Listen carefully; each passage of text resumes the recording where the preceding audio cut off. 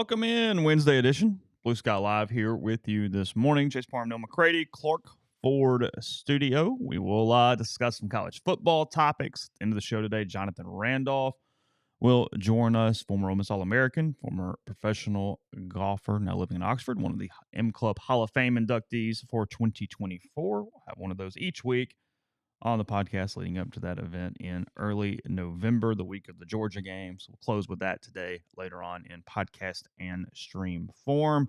Got a lot of stuff up at MPW Digital already this morning, rebelgrove.com this morning. We'll take you through that as well in a second. First, tell you about Blue Sky locations all over Mississippi, up and down I-55 throughout North Mississippi as well, including here in Oxford with the Oxford Exxon. Lunch specials, $5.69, couple sides of bread, any size fountain drink. Got Sweet Daddy's locations all over the state of Mississippi, ribs, pulled pork, and much more. They got a lot of stuff going on. I've got the kids' first softball game tonight. You probably got stuff going on too. So let Blue Sky potentially take care of dinner for you. If you call ahead, they'll even wrap it up, have it all ready to go, boxed up for you to take care of your family tonight. Again, coming to you from the Clark Ford Studio. We are. Clark Ford is in Amory, Mississippi, 662-257-1900. Call that number. Ask for Corey Clark. Tell Corey what Ford product you're looking for. Send you a quote within 15 minutes in business hours. Right to the bottom line. There's no hassle. There's no haggle. You get your quote. The rest is up to you. You can shop that quote around. You can do what I've done, what I recommend that you do. Let's hop into a Clark Ford today. 662-257-1900. Guest join on the Campbell Clinic hotline. From fractures and sports injuries to complex spine and limb conditions, the pediatric orthopedic physicians at Campbell Clinic in Oxford are the only specialized pediatric orthopedic team in North Mississippi providing expert care for growing bodies. Visit campbellclinicoxford.com to schedule an appointment or call 901-759-3111. Thoughts to anyone in the path of Hurricane Francine today? Looks like only Cat 1, Cat 2, maybe winds up to 95. So not nothing, but it is not.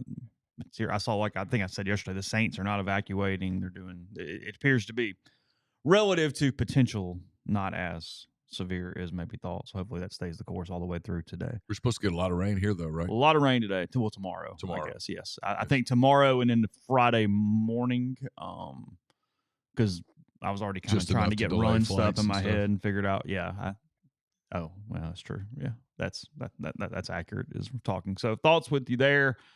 MPW Digital. So this morning, several things already up. There was a McCready and Siskey yesterday. Yes. It was there. My latest Bourbon South with Michael Thompson, as mentioned yesterday. And then this morning, I talked to Bank Shepard for a Blue Sky Live Extra. He is the general manager of Wake Forest Sports Properties, their Learfield marketing arm. Talked about things you should do game day in Winston-Salem around the Wake game, and then a lot of other stuff too with the Ole Miss alum. Brian has a Rippy Writes up this morning with Micah Pettis, the Ole Miss right tackle, so you can check that out. I also have a video for that, so I'll put that in the stream later today as well, but I did not have time this morning. We had a little bit of file trouble, so we'll get that to you also coming up here at MPW Digital this morning. And Neal has put up 5 questions with the Wake Forest site, Deacons Illustrated.com, and also a mailbag this morning, I believe. That is correct. That is correct. I just noticed my sleep score was really, really bad. So now it's in my head about, do I run later today or not? Is there a world where it's actually bad to know because you do get placeboed, where you have an expectation that the score is bad, so you let that affect your mentality as you move forward? Though. I just didn't know how bad it was. I woke up middle of the night like really hot and was awake for a long time. Oh, really? Yeah. Because what I'll do is if I'm getting up really, really early to run, I will intentionally not look at it because I don't want to see the score in case it's bad. Yeah. So I went, no, I'll check that later. Just ignore it and leave the watch on sleep mode. Well, I was up late because I taped with Pete, and then I went down and watched the debate. And then so I was late, and then I was up in the middle of the night. So I knew it would be bad, but it's worse than normal. Blake said you got layoffs at your office today, so good luck to you and however you want that to pan out. He's in the stream this morning, so thoughts there. As Neal said, sometimes unanswered prayers and all, 100%, and things can turn around, opportunities can arise. 100%. I've said that many times in my life. The day I got fired at WNSP, I thought it was bad, and it was for a little bit. It opened doors. 16 years later, you're going to be sitting in a microphone wearing a potato log on a shirt and see where your day's going. Mr. McCready. Yep. That's true. Best laid plans. No doubt. I put it on Twitter yesterday. We are going to go live during the game on Saturday with the MPW in-game show, watch along. I don't know. I might come up with some title. I might not. And then we'll go directly into the post-game show, similar to how we did back during COVID. We will probably start a different file just for my sanity of trying to keep up with everything. But hang out with us. We'll probably be on air, I would assume total, 5.5, 6 hours. By the time it's all done, I have verbal commitments from the entire MPW digital staff at this point to join at different points of a Saturday, or maybe all of it. During that, Jeffrey has said he probably will need to duck out at least during bedtime and come back, which I understand. That was that was fine. 100%. I think he got a pass on that on Saturday. Or because I in the background I could kind of tell that's what was going on, and I saw Jeffrey a couple times like, I'm talking, whatever. And I was like, you can go. Be like, don't put us ahead of whatever you have to deal with later there. And well, it's one of the pieces of advice I have to young couples that are having a child for the first time is do not establish a bedtime routine that requires everyone. Because it's impossible some nights. Because it's not always going to be possible for everyone to be there. And that's hard to do, especially with the firstborn, because we're trying to keep it alive and do everything right. Well, you're freaked out, right? Because the fourth one, you're just like chunking them in the room and you're doing whatever. But peace out.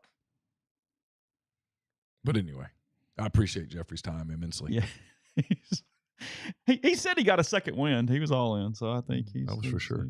He definitely had a second win. I mean, I text Siski. I was like, "Hey, you in?" He goes, "I'm sitting there talking football and drinking beer. Okay, sure, like whatever, it's fine, it's cool." That's where we are with that. Tupelo Rebs, this Wake Forest game reminding anyone of the 2022 matchup against Georgia Tech. That was the game in Atlanta. They kind of hung around for a half, I believe, and then Ole Miss sort of blew them out. That's correct? Yeah, they were maybe ahead or tied. Like it was really close at halftime, right? I don't remember. I think that's correct. And in Atlanta, no, I thought that was a blowout from the get-go. Oh, was it a blowout from the get-go? I thought so. Why did I think Georgia Tech sort of played close for a minute? I cannot tell you why. You probably thought something. I do not know. Okay. I mean that respectfully, but I don't. I can't tell you why I think something. Oh, it was 42-0. Yeah, never mind. Okay. Yeah. It was 21-0 at halftime, and then Ole Miss scored 21 points in the third quarter and won 42-0. Okay. I don't remember it being a competitive game. It was not a competitive game. But I can't remember like when it stopped being competitive. My brain does not work. Famed like that. Georgia Tech quarterback Jeff Sims running things for the Yellow Jackets in that game. He transferred up where? Indiana, somewhere. He transferred somewhere. Not my wheelhouse. Ole Miss had 3 quarterbacks throw passes in that game. Jackson Dart, Luke Altmaier, and I don't know who else. Kincaid Dent. Oh, Kincaid. 1 of 1, 2 yards. Jackson Dart, 10 of 16, 207. No touchdowns, 1 pick in that game. Zach Evans went loose, 18 carries for 134 yards and a couple scores against the Yellow Jackets. The Yellow Jackets had only ran for 53 yards on 34 carries. Jeff Sims went to Nebraska, they're saying. Okay, there you go. There you go. Big Ten school, same thing. Okay. He is not their quarterback now. So what kind of reaction have you gotten to your Bourbon South interview with Michael Thompson? I have giggled at it a few times because it is one of those topics. You mean to be honest with you? Yeah. I have not read the thread on the board yet intentionally. I've just sort of ignored it. I'll come to it later, but I was letting everyone kind of finish before I. If you tag me, I will come in and answer your question. But if you do not involve me, y'all have at it. I'm good. Go ahead, talk amongst yourselves. I think people are skeptical. And I get it. I do get the skepticism. I get it. But because, and look, I appreciate Michael's time. He did give an explanation. Mm-hmm. It's like anything. We have a hard time with combining data and perception, which are both played into this, is a bit of a complicated thing because you end up talking out both sides of your mouth, even unintentionally. Because what works for one program and why they do something is completely the antithesis of why something else happens. And you go, well, but you know what I mean? Sure. Because in some ways you can create scenarios. Mm-hmm. Hey, we're going to do this and we're going to drive this home and then go, oh, wow, look, it worked. So now we do this. And it's not about Ole Miss. There's no indictment toward Ole Miss at all. I think that's the part that I always find sort of Yes. not amusing. I guess, yeah, I do. I find it amusing. People do this all over the place. It's not just an Ole Miss thing. People convince themselves that something is out to get them. Mm-hmm. And then that almost becomes, they don't want to realize it. That almost becomes something they embrace without realizing they've embraced it. And so whenever there's evidence that, no, that's not the case, it's no, you push back against that. Like this year, if you told me the SEC was very biased towards Ole Miss, I'd totally buy it. Kiffin, the whole deal, multiple playoff teams. At the end of the day, I think they just let it go and it falls where it falls. But no, I think if you quizzed the SEC, hey, what do you want? I think Ole Miss making a deep run would be on that list. No, there's no doubt about that. They just like them at 11 o'clock. I mean, that's yeah. the. Well, I mean, everybody can't play the night game. I mean, that is actually the. Whatever. I mean, I don't know. Hey, Matt Rule is winning me over. Like my Iowa fandom is shifting to Nebraska, like kind of slowly but surely. I did see he wanted to play it 9 a.m. I was like, my man. Sign me up. Otis, my man. Matt Rule. Who knew me and Matt Rule had so much in common? But here we are. I don't know. You've always kind of liked Matt Rule. I've always had He's a sort Matt of been Rule one thing. of your dudes. Yeah, I've always had a Matt Rule thing. I mean. But 9 a.m. kickoffs? Oh, my guy. When I could walk out of a press box at like 3:30, I'll tell you, I do. We've talked about this. It's been a topic I know with Jeffrey multiple times. I think the Central Time Zone, all in all, is the best time zone for sports. Mm-hmm. Just because it's not crazy late, but you're able to get off work. I mean, because I do understand, I would probably getting annoyed at 5, if I'm on the West Coast, 5 p.m. primetime games kicking off where you're still doing stuff and you're not around for that. However, I will say this, because I have to I forget that he's in California. I've started, somewhat because of the podcast, trying to get back into a little more NFL and understand the whole league a little better and kind of reignite that fandom for me. I've really been working on that. And a couple of Bill Simmons podcasts a week are sort of how I've chosen to do that. I listen to, he and Cousin Sal do the lines, and I do some of that stuff while I'm running because it also goes like an hour and a half, so I can make that work. And he was talking about, I guess, the Friday night game, and they were discussing whether the game in Brazil, is that where it was? Yes. The game in Brazil was good, bad, would you want more of them? Because, you know, there's the congressional thing where the NFL can't play on Friday after the second week in September because of high school football. Correct. The only time the NFL doesn't get whatever they want. And Goodell could probably get the rule changed if he really wanted tomorrow. to. If that was what was on his plate this week, he could figure that out. But he was talking about he had that he and his wife had a couple over, watch the game, hang out, do whatever. And he goes, "Oh, it was awesome because the game got done and it was 8:30 and there was still some nights left." And I was like, for me, it goes to bed early. That would be awesome. Is that primetime game is done at 8:30? Yeah. Now we're cooking. Like you're not. I mean, I would see so many more fourth quarters of football games. Oh, so to the point that I'm almost kind of like in my head going, hold on a minute. I would get college football at 9 a.m. Mm-hmm. Even the really late games would start at like 8 at night. Yeah. And I'd see the fourth quarter of every game. Or most of them anyway. Yeah. Or whatever you wanted to watch. If you wanted to staying up would mean but I mean, like o'clock. prime time on Sunday night. I mean, look, I get I'm a lightweight.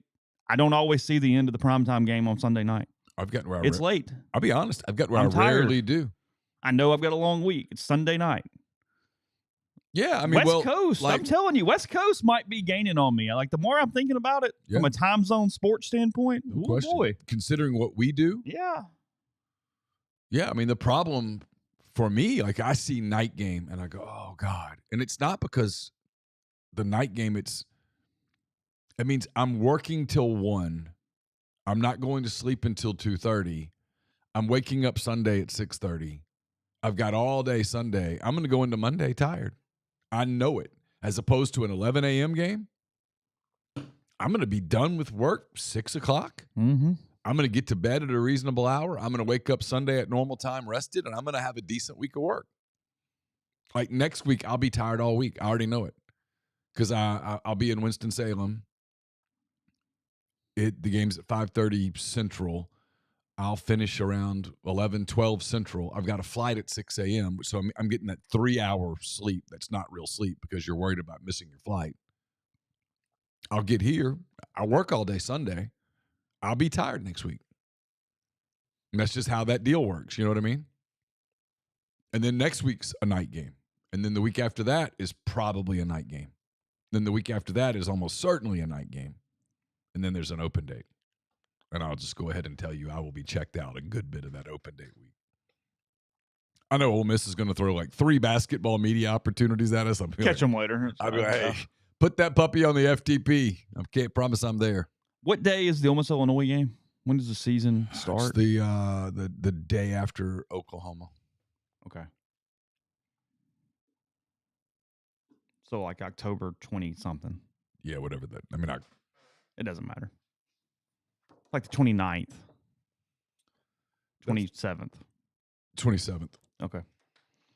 I mean, look, that's the game. I mean, closing the topic, that's the game that has everybody frustrated because you already had Kentucky at 11 and then Oklahoma being the early game. That if Oklahoma's at night, we're not even having this conversation because Georgia and Oklahoma would be at night. Oklahoma was the swing game that is doing this. That week, the big game that Ole Miss kind of got passed for is Missouri at Alabama. Which is a bigger game. It's a big game. It's probably a bigger game. I mean, right now it's 4 versus 6 instead of 5 versus 15. Now there's nothing else that week at all other than LSU. Well, they got swiped by LSU A&M, which in hindsight that's where sometimes you're getting popped by this early scheduling standpoint. Is you expected that to be 2 teams at least in it at that point. Sure. Well, they're not going to hit 100 on projections. Yeah.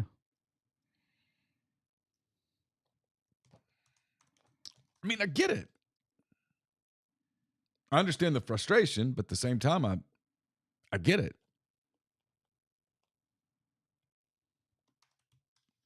So Ole Miss, Oklahoma is an 11 a.m. like ESPN game? In that window, yes. It's an ESPN or ABC game in that window. I don't remember which. So I'm guessing Arkansas at State's like the 11 o'clock SEC network game? Without looking, I don't know. Okay. And because they haven't set actual times, as in, it's at 11:15 or 11:45, I don't know. But yes. I mean, I'll try to find it during the break because now I'm curious. But those are the games that week. Yes. Texas at Vanderbilt, Missouri at Alabama, Oklahoma, Ole Miss, LSU, A&M, Auburn, Kentucky, Arkansas, Mississippi State. Yeah.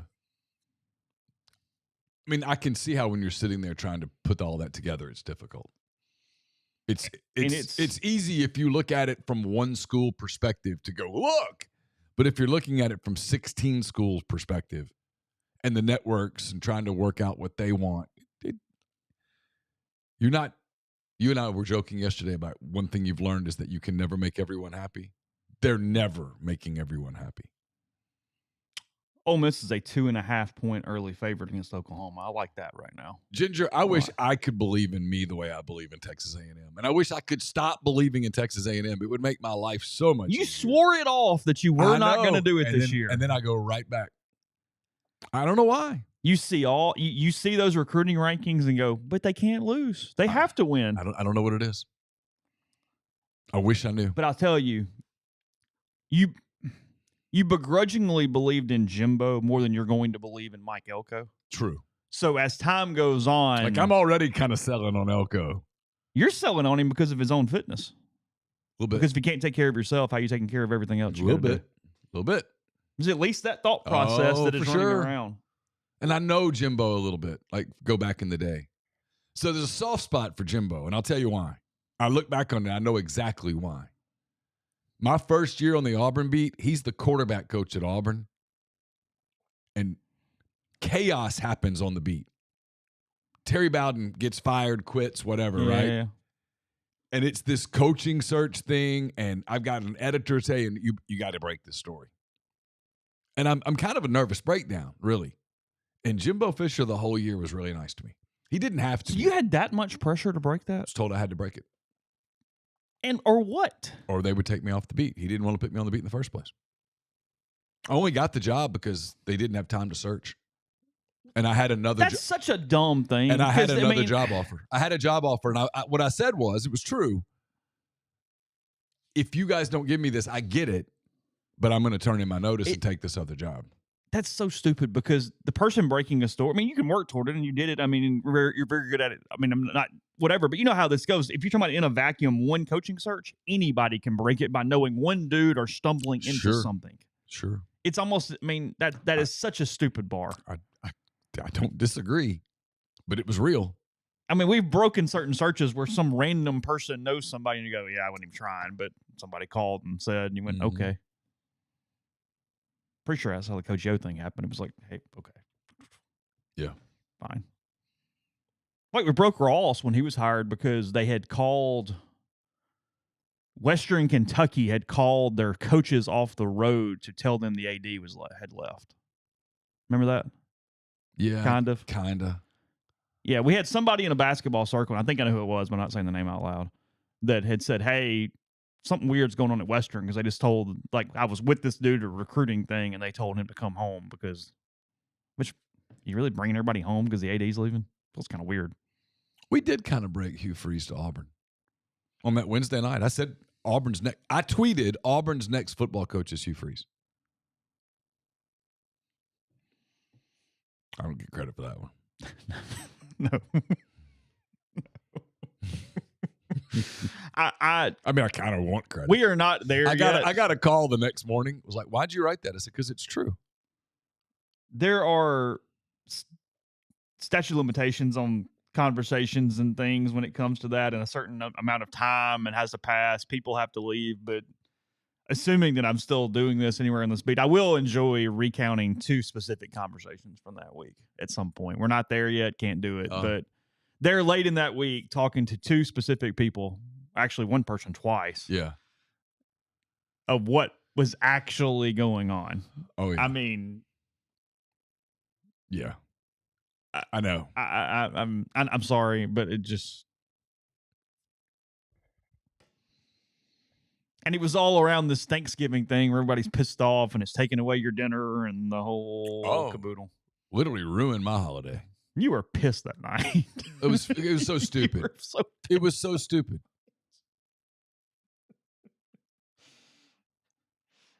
It was so stupid. Because that was when we actually had to deal with, as opposed to way back in the day. Well, this happened multiple times, but there's one that sticks out in my head. When the kids commit on Christmas morning and you go, no. Yeah. No. I don't care. I'll never do that again. Yeah. Like 10 kids can commit on Christmas morning, and I'm like, I'll write it later in the week. Mm-hmm. Screw it. By the way, when those kids, if you commit on a holiday, I cheer against you your entire career.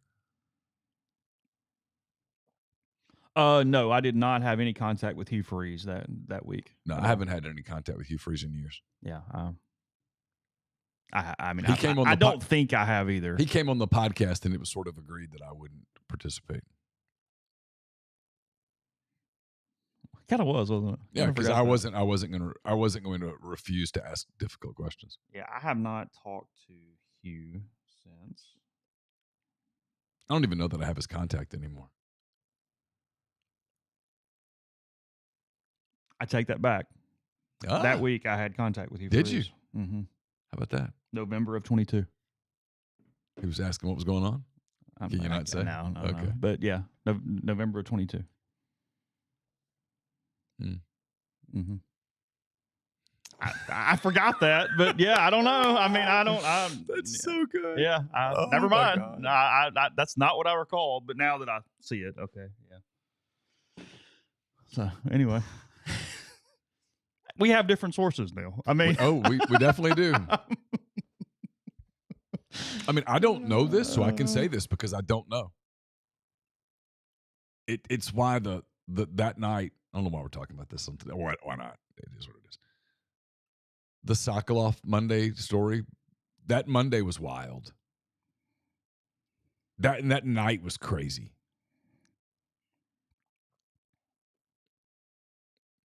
Yeah, I'm gonna come back. Well, I'm not done, but real quick. Wendy's Nugs. We've had them in general without the sauce, maybe just a little sweet and sour. But if you had them dipped in sauce, covered in sauce, Wendy's new spicy nugs. Take the crispy and spicy nugs you love, turn them up to 11. Flavors like buffalo, honey barbecue, garlic parm, or if you're a real heat seeker, spicy ghost pepper. Only on Wendy's signature spicy nugs. I dare you. 7 delicious ways to try the nugs you already love. Pick a flavor, grab some napkins, prepare to nug like you've never nugged before for a whole new way to nug. It's got to be Wendy's at participating U.S. Wendy's. Yes, Wendy's Nugs. We're brought to you by Comer Heating and Air, Southern Air Conditioning and Heating. We'll have a hand raise, guys, tomorrow afternoon, late afternoon. Different names, same great products, people, and services. If you live in Oxford, Batesville, Tupelo, or the surrounding area, call Comer 662-801-1777. If you live in Hernando, Memphis, or the surrounding area, call Southern 662-429-4429. I'll have a post-game column from Winston-Salem on Saturday night. That's brought to you by Window Hero. Now is a really good time to get your gutters cleaned, your gutter guards in place, all of those things. The leaves are about to fall. And frankly, if the storm comes running through this weekend, a lot of leaves will fall. So get in touch with them. If you have a second property here in the Oxford area and you got back for football season and it was a little out of control, get in touch with the people at Window Hero. They'll get you all fixed up. It's Roby and Susan Allen at Window Hero 662-510-7077 or windowhero.com. Dead Soxy's having a score sale for Saturday's game at Wake Forest. If the Rebels score 40 points, you get 40% off all of your sock orders at deadsoxy.com. If they score 38 points, you get 38% off, but it's a max of 40. So if Ole Miss does what I think both of us think Ole Miss will do, you'll get 40% off your socks at deadsoxy.com, the best socks you will put on your feet. We'll have more about that on Saturday as well. Ole Miss grads Hunter and Mimi Simpson form Southern Q Sauce Craft Barbecue Sauce. It's crafted by hand in small batches to capture that tangy, sweet, smoky taste with just enough heat. It's a blend of Tennessee, Mississippi, and the Carolinas with a sweet, smoky finish. They have a variety of rubs, Old Faithful, Honey Pecan, the Clucker, the Longhorn, so much more. Whether you're a professional pitmaster or an occasional backyard chef, Southern Q Sauce has the sauces and rubs to have your friends and family coming back for more. Check it out for yourself. SouthernQSauce.com. Use the discount code RebelGrove at checkout for 15% off your order. I talked to Michael Bratton yesterday for an hour. It's going to be a long MPW Digital Extra, a long Thursday, but a good Thursday of programming here at MPW Digital. The Extra Show presented by Rustic Revivals. Based out of Flowood, Mississippi, Rustic Revivals builds tables and other furniture by hand with locally sourced lumber.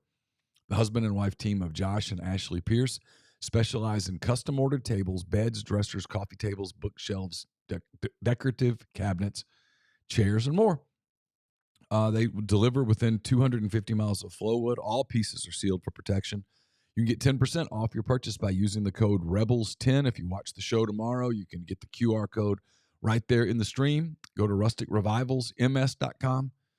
Check them out on Instagram at Rustic Revivals, 228-217-1243, or email rusticrevivals@gmail.com. We're also brought to you by Andrew Sego Wealth Management. If you've got questions about retirement, about Social Security, Roth conversions, those kind of things, get in touch with him. He specializes in helping folks just like you come up with their retirement game plan, whether you meet in his office or in Collierville or prefer Zoom from anywhere. They can take care of you with a discovery meeting. It's rebelsretire.com. Jackson Norris, thanks for the super chat. This is not to harp on the fan thing, but most of my friends and I, young alum, but it's easier for us to go to away games. Airbnb for Georgia Southern are $900 a night. No, I mean, away games are easier sometimes, depending on where it is, where you are. There's no doubt about that. I mean, it's expensive. It's really expensive. I mean, it's expensive everywhere. College football, going to games at major programs in most towns, especially in the SEC, because it's smaller places.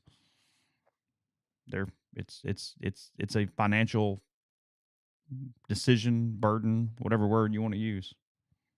Negative connotation there. Yeah. So I don't know. surely it is dead now for a while. I would think we've had our fill of the fan comments for. I would hope. I don't think don't he'll go even- back to the well on Georgia Southern next week. I don't even understand it. Yeah. Honestly, I don't. Did Sokoloff and Lane ever talk? Yeah. They did meet, didn't they? Yeah. Okay. Yeah.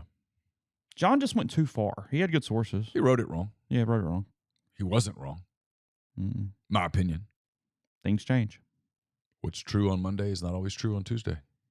What's true on Tuesday is not always true on Wednesday, and that was certainly the case that week. Someone in the thread, I don't remember saying this, but I'm not disputing it, that I was 85% sure he was leaving. I was. On Saturday night in Fayetteville, I was. Well, we picked him up, fed him, got him back up there. We're cool. Is that the Rivals hamster? That Rivals hamster, they probably need to replace the hamster. That hamster's He's probably getting a little tired, old. boy. I mean, yeah, he's had a deal. Y'all are back, right? We're good. Okay. Yeah, I'll give you just a second. If you're in the podcast form, I'm not even cutting this, but just be aware we sort of died for a minute, so it's all good. Yeah, I think we're fine.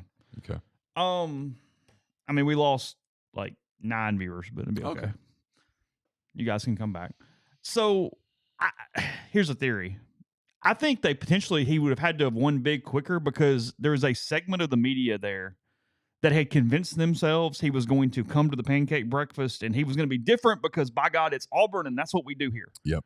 To where when he didn't, they were going to get pissed off at him off the top, and he would have had to have won to almost alleviate their feelings because they thought he was going to be their buddy and invite him to the Christmas party like Mike Leach did with the State Beat guys. And it just isn't that. But they convinced themselves that Auburn was going to make him that way. This is a sad topic for me, if I'm honest. A little bit. Because I tried to tell people that. They didn't believe me. Mm-hmm. It got into the debate about which place was better. And that wasn't the point. And it was never the point. And I did what I'm really good at doing, and that's pissing off everyone. Because I said, look, and I believed this in 2022. In October of 2022. If you asked 100 coaches, do you want the Auburn job or the Ole Miss job, more would have said Auburn. I did. I believed that. I don't know that I'd say that today, but October of 2022, absolutely, I would have said that. All I said was I didn't think Lane Kiffin was a fit at Auburn, and I didn't and don't. No. Because of everything you just said. He's not going to go do that stuff. He's awkward in those settings. And I don't know that program, that fan base would accept the aloof. We're good. Yeah, the aloof. I'm not criticizing Lane. We all have personalities, right? I'm not as social as you are, for example. Doesn't mean I'm a bad person. I'm not saying so. Lane doesn't do all that stuff. He's not going to go to he's just not going to do it. Like Ole Miss sort of protects him a little bit when they do what do they call it? The Rebel road trip? Yeah. You know, they get out of there as soon as it's over. There's certain things that just limit. They understand he's going to show up. They're going to get him for a period of time, and then they're going to get him out. And he's not going to have to do so much of it that he's uncomfortable. I don't know that Auburn was going to do that. And maybe Auburn would have, but to your point, I think you're right. I think you expressed that well. A lot of the media there refused to can't even speak today. See, my sleep score was bad. A lot of the media refused to distinguish the difference. Yes. Well, just like back in we spoke of you, and I'll get off this after this. Back in the heyday, there was a little bit of buzz at times on like where Hugh might fit when he was kind of rolling at Ole Miss, and everybody went, like the LSU job had popped one time and went, hey, well, what when Miles leaves, whatever it was, and you went, oh my God, no, the media would have killed him, and he couldn't have handled it. It wasn't that Ole Miss was a better job than LSU. It was that the fit at LSU would have been horrific for Hugh Freeze. Oh, God. I mean, maybe the worst fit in the country. Wouldn't have worked. Yeah. Maybe eating him alive. So fit and job are two completely different of course. things. Of course.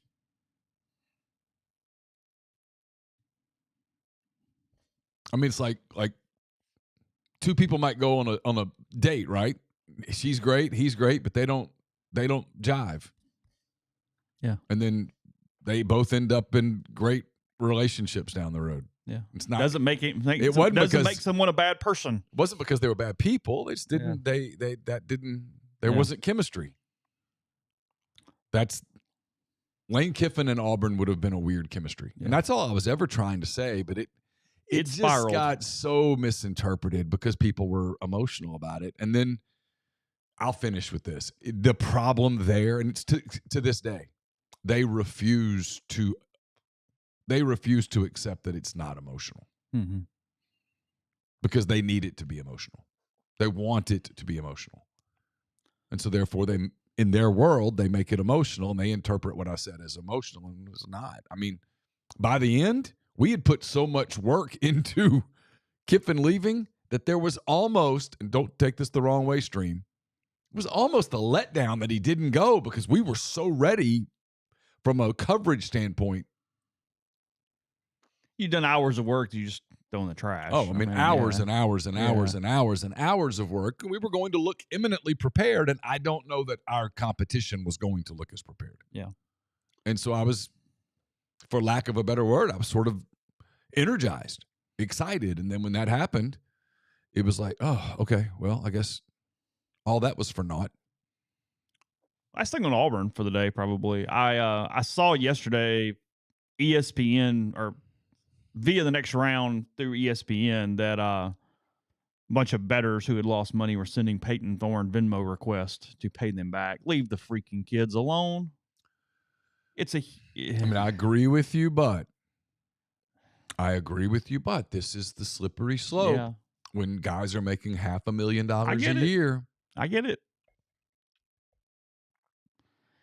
Everything's just too connected, period. It's more of that. 100%. It's really not even about athletes or Peyton Thorne or Auburn or Venmo or anything else. I mean, if you're going to Venmo somebody, Venmo Freeze. He's the one that played Thorne. Oh, no, all his calls were good but one. So found this interesting this morning. Houston, University of Houston. We've talked about this a good bit, and it's the first time we've seen a real challenge here. So they've denied the Houston Chronicle. The reporter is Joseph Duarte, I believe is how you pronounce his name. If it's not, I apologize. Duarte. Duarte. Okay, Duarte. Mm-hmm. His open records request for a breakdown of total value of NIL deals over the last 3 years for athletes. That's what he's asking for from the University of Houston. Duarte says, quote, the same request was approved recently by another public university in the state, Texas A&M. In its response, Houston's Open Records Division said the requested NIL information is confidential and not subject to public disclosure. Duarte shares the document Texas A&M shared, which shows the total value of NIL deals by year broken down by gender, and notes, quote, frankly, this was enough. My argument is there is precedent set by another public school to release this info. If UH wants to cite statute, that's fine, but the request, in my opinion, wasn't asking for state secrets or even KFC's secret recipe. If you're going to ask the public for money, there should be a level of transparency. Same thing when we were denied access to Memorial Herman's gift amount for the Football Operations Center. I agree with him in sentiment, but I do believe Houston is correct in its interpretation. Really? Okay. Why do I have to do something that is not purview to public record just because another school decided to be nice?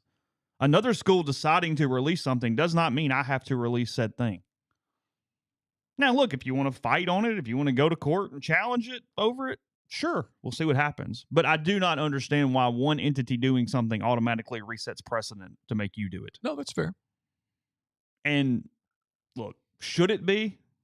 Debatable. Will it be? No. Currently, they are not connected officially to the university from an open record standpoint. Right, because it's gone through a yes. Private. Now, we're moving there quickly because Ole Miss, their athletic foundation, for the very first time, released full contract documents within the last couple months. First time it's ever happened. Yeah. So we're now, again, that's not the collective that was because David Eckert's parting gift. Yes. At most schools outside of Missouri, they are not fully connected yet.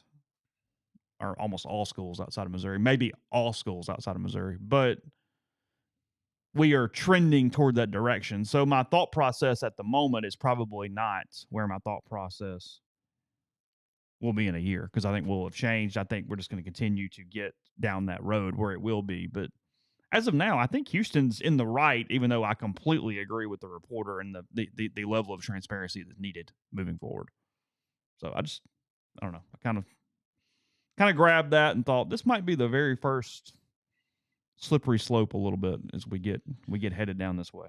Yeah. I mean, on one hand, I think it should all be very transparent. On the other hand,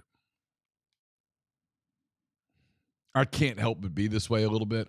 And maybe it's because of my stage of life and the age of my children. I don't know that the general public really has a need to know how much money Peyton Thorne is making, for example. I would be okay with just considering a collective donor to be a shareholder and just submitting it to the shareholders. Of course, then it's going to get out. Sure. But if I'm in a board meeting, the people around the board get the paper. Yes, true. If I'm a stock person, I know what the business is doing. That's true. And this is a business. It's a big business. 100%. I actually made this comment. I was on somebody else's show. It's not pro sports. It's business. There's a difference. I was on somebody else's show, and they were pushing back about my stance about games like Furman, Ole Miss. And I said, those games should not happen anymore. And they were like, well, what's the difference? I said, well, the difference is that now we have established that the guys that play at SEC schools are getting paid. They're professionals. The guys at the FCS schools don't get paid. They're not professionals. Why are we having games between professionals and amateurs? And it was like, oh, I hadn't really thought about it that way. And I'm like, well, it's time we kind of start thinking about it that way. Yeah, because look, at the end of spring training sometimes where the pro team plays a college because they just have a game left. When I was a kid, the New York Yankees would always, because Eddie Robinson and George Steinbrenner were really good friends. Okay. The Yankees would come to Grambling, which was 5 minutes from Ruston. Oh, really? And they would play at a game at Grambling. And like the Yankees starters would literally play the first couple innings. That's funny. It was awesome. That's pretty cool. Phenomenal. My point is that was just as competitive as Ole Miss Furman. Yeah. Normally it's more competitive because the college can not make a bunch of errors and hang around for a minute. You'll hear Connor O'Neill tomorrow, covers Wake. His idea is to make those games the spring game. Oh. I don't hate that. I actually love it. I like that. They'd still get paid. Your spring game would suddenly be interesting. You're playing somebody else. And you'd play your backups. Yeah, and you'd play your starters for a little bit maybe, but mostly you'd play your backups. It'd be an interesting game. Well, Lane said when they played the mock game against themselves and played the scout team, they won 72-0. Mm-hmm. I guess 9 touchdowns and 3 field goals, but whatevs. Be more interesting spring game than red versus blue. It would. And I think Lane showed you this past spring, hey, I'm not doing that anymore. He's not going to play a normal game this spring either. No. Now, especially since proof of concept was accurate and worked. I will be curious to see how many people join him on that. Somebody will. I know for a fact that a handful of coaches are thinking about it. He broke the seal. They needed somebody with enough capital to get away with it to do it first. Yeah, and then they wanted to see how was it received. And the answer is great. Yeah. I'm perfectly fine, but I'm wearing a heart monitor and I keep messing with it. I can't quit. Like I almost have like a nervous twitch. I'm like grabbing the thing as we're talking and I'm like picking at it. It's gonna be a problem for 2 weeks. I'm hopeful that there's no CPR required. No, I'm fine. People. I got a better update than I expected. I'm great, but yeah, I'm sitting here and I just keep, because there's a button in the middle and it doesn't really matter if you push it. It just like records in case you were having some sort of issue. But it's like in like a 3-year-old, there's a button, so I keep almost wanting to push it because it's there. So I don't know. I'm sorry, I'm a little distracting myself. I found the Northern Illinois coach really interesting. He had that great interview on Saturday after the win over Notre Dame. That was fun. Like, we'd still get the fun moments with the upsets and all the stuff. And I found that really, really fun, even though it completely broke my Notre Dame storyline for the next couple months. It did. They're done. SEC Shorts was excellent this week, by the way, with the hospital. A&M trying to revive Notre Dame. It's fantastic. It was all really good. Vanderbilt strutting through I loved it. Yeah. It was great. It was really, really good stuff. But they had pointed out the Northern Illinois AD resigned in a way, motivated at the same time, basically saying that he had 2 offensive linemen that left for bigger programs in the offseason. Couldn't stop it because, of course, from an NIL standpoint. And that at some point he just said, you know what? You're going to buy your players. You're going to buy a roster. You're not going to have that connection we're going to have here. And he just shifted his thought and went, whoever I got, we're just going to try to do the best chemistry-wise we possibly can. I'm going to try to raise men and people. And if we win, great. And if not, I'm still going to feel good about the head on the pillow at night. And he had a mental shift and went, look, I'm trying to win the MAC, but it is what it is. Yeah. Because otherwise you drive yourself insane.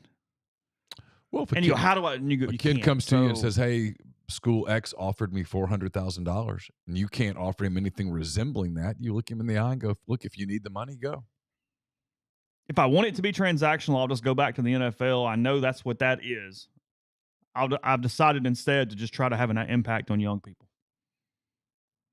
I mean, I just shifted. Respect the hell out of it. Yeah. Hope it works. He was a great story on Saturday. And works is relative, but I mean, they're not firing him if he goes 8-4. No. He can still beat other MAC teams. They're not all, no.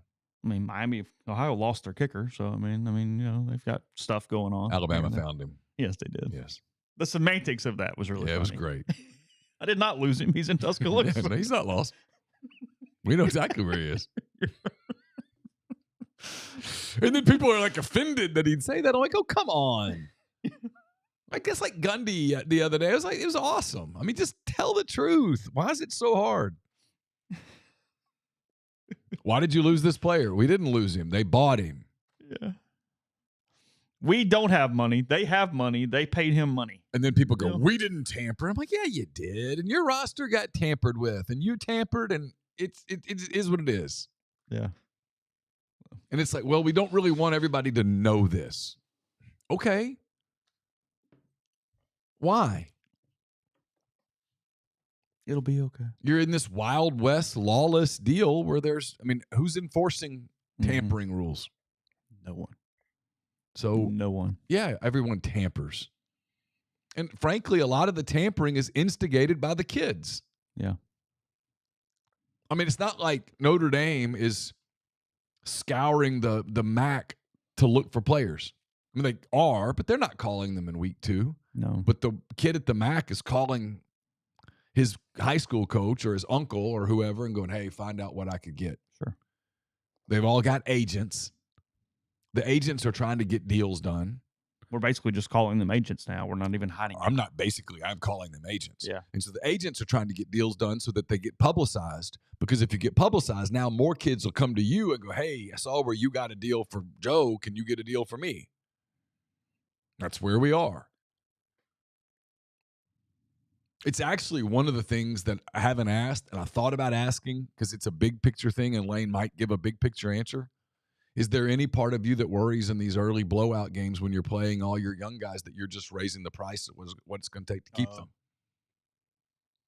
Yeah. Well, because this is just picking a guy out. But there's a lot of people who looked at the film and went, hey, Austin Simmons can spin it a little bit. Oh, sure. Hey, what's going on there? What's his deal? Bryson Sanders. Those guys came in the second half, the other day, the young offensive linemen. Yeah. Are you raising the price on them? Mm-hmm. I don't know. Do you worry that when you put them on film that you're raising the price? Yeah, I agree. Might get a good answer on that. He might look at me and be like, dude, I'm not going there today. Yeah, sure.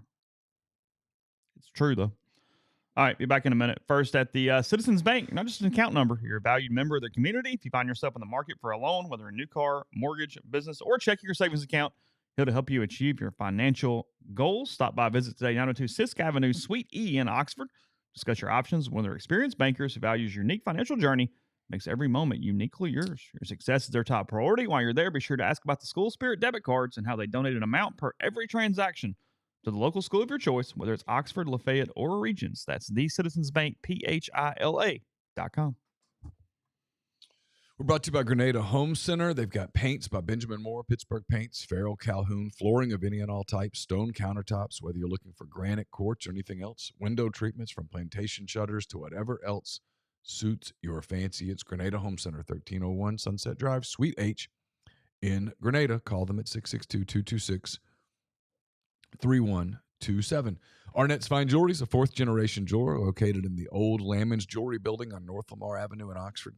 They offer expert jewelry repair, diamond engagement rings, wedding bands, stackable diamonds, much, much more. Super gifts for many occasions, birthdays, graduation, anniversary gifts.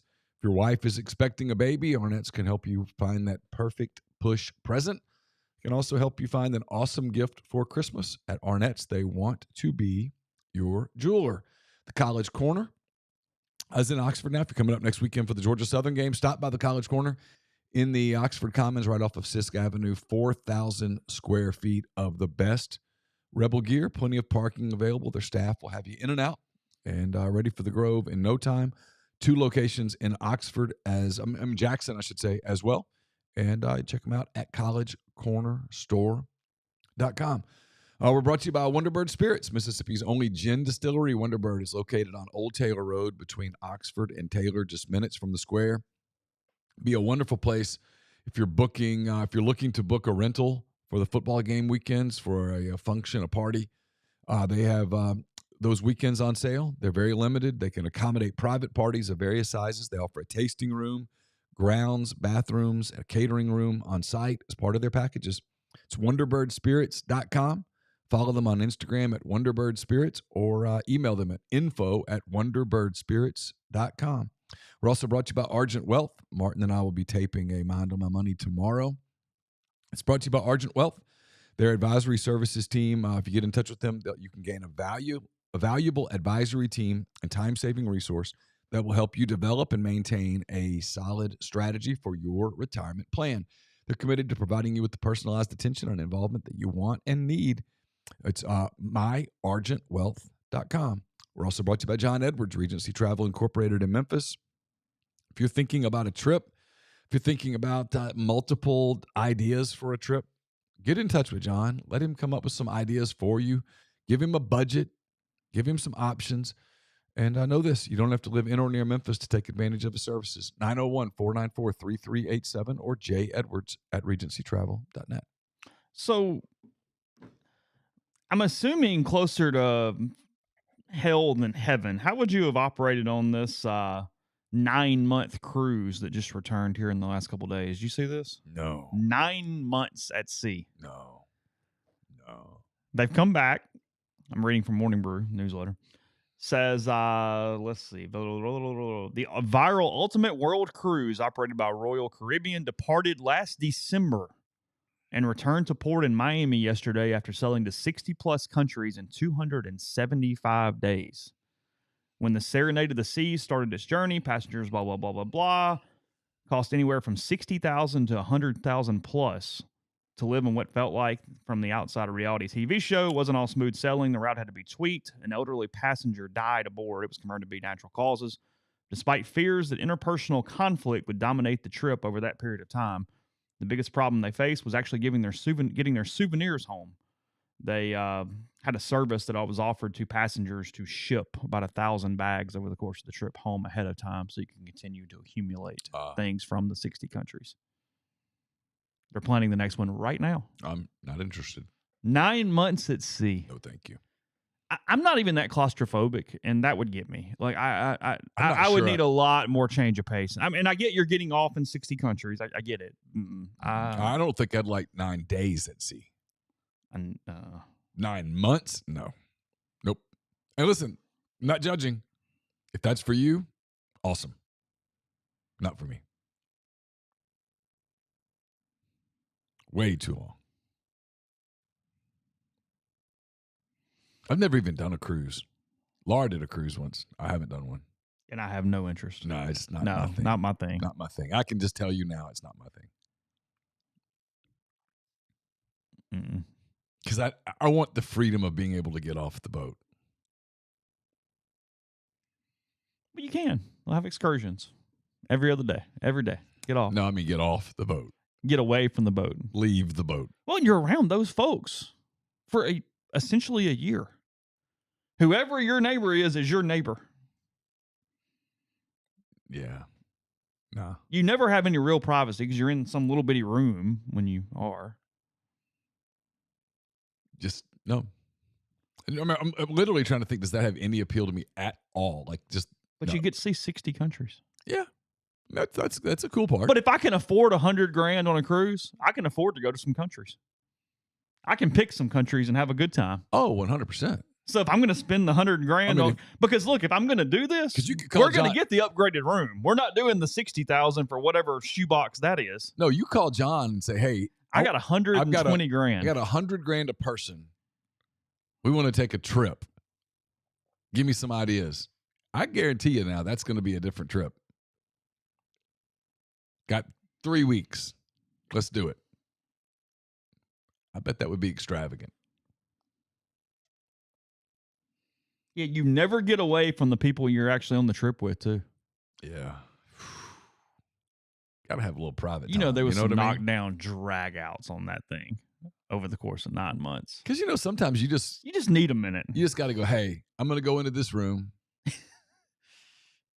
We both kind of like our silence. Yeah. Where, hey, just... Yeah. The book, the scrolling, the computer, whatever. Yeah. Just give me, give me a minute. I'm going to go sit in that room. I'm going to pour a little bourbon into a glass, and I'm going to read a book for 30 minutes. Yes, as Connor says, Jason from Alaska is your neighbor for 275 days. I mean, no. That's what you got. Mm-mm.